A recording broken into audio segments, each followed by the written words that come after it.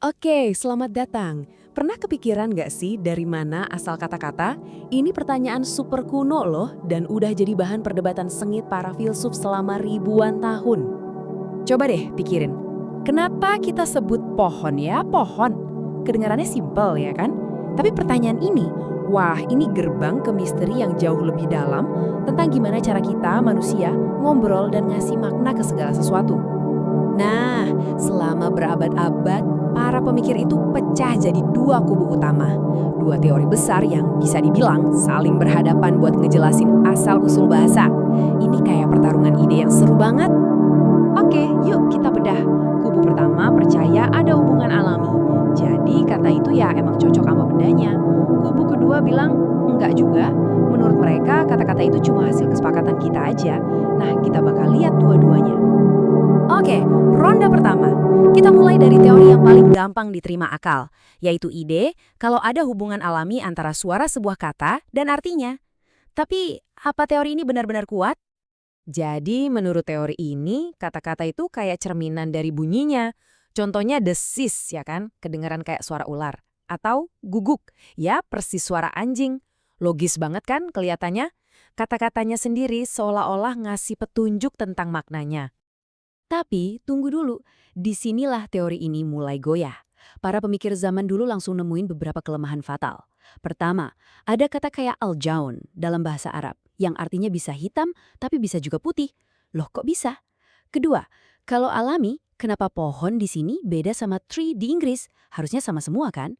Terus yang terakhir, bahasa itu kan hidup, dia berevolusi. Kalau hubungannya alami, ya harusnya abadi dong. Nah, gara-gara ini, teori alami ini jadi ya, rontok. Oke, jadi teori alami kita singkirin dulu. Artinya kita sampai pada kesimpulan kalau bahasa itu pasti hasil kesepakatan. Tapi ini malah nimbulin pertanyaan yang lebih gede lagi. Kesepakatan siapa nih? Nah, inilah penantang pertama di arena perdebatan kita. Kita sebut saja tim ilahi. Mereka percaya kalau bahasa itu bukan buatan manusia, sama sekali bukan. Tapi ini adalah anugerah, hadiah langsung dari Tuhan yang diajarkan ke manusia pertama. Dan di sudut satunya lawannya adalah tim manusia. Menurut kubu ini, bahasa itu murni hasil karya kita.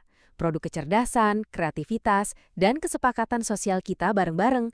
Jadi kitalah yang bikin kata-kata dan setuju sama artinya. Oke, ronde kedua. Sekarang kita fokus ke tim ilahi. Apa sih bukti paling kuat yang mereka punya untuk mendukung argumen mereka? Nah, ini dia senjata andalan mereka. Ayat ini sering banget diartikan sebagai bukti langsung kalau Tuhan sendiri yang ngajarin dasar-dasar bahasa kepada Adam, manusia pertama. Tapi para filsuf itu nggak langsung nerima gitu aja. Mereka kritis banget. Mereka nanya, nama-nama itu maksudnya apa sih? Apakah beneran kata-kata? Atau cuma konsep bendanya aja? Terus, ini diajarinya pakai bahasa apa? Dan gimana ceritanya dengan ribuan bahasa lain yang muncul setelah itu? Pertanyaan-pertanyaan ini nunjukin kalau ayat ini tuh nggak sesimpel itu. Banyak banget celah untuk ditafsirkan beda. Oke, sekarang kita pindah ke sudut seberang. Gimana nih tim manusia ngebalas argumen tadi? Apa senjata mereka? Nah, ini dia argumen utama mereka. Ayat ini seolah-olah bilang kalau bahasa itu udah eksis di masyarakat sebelum para rasul diutus. Logikanya, kalau bahasanya udah ada duluan, berarti kan bahasa itu tumbuh dan berkembang secara alami di antara manusia, bukan diturunkan begitu saja.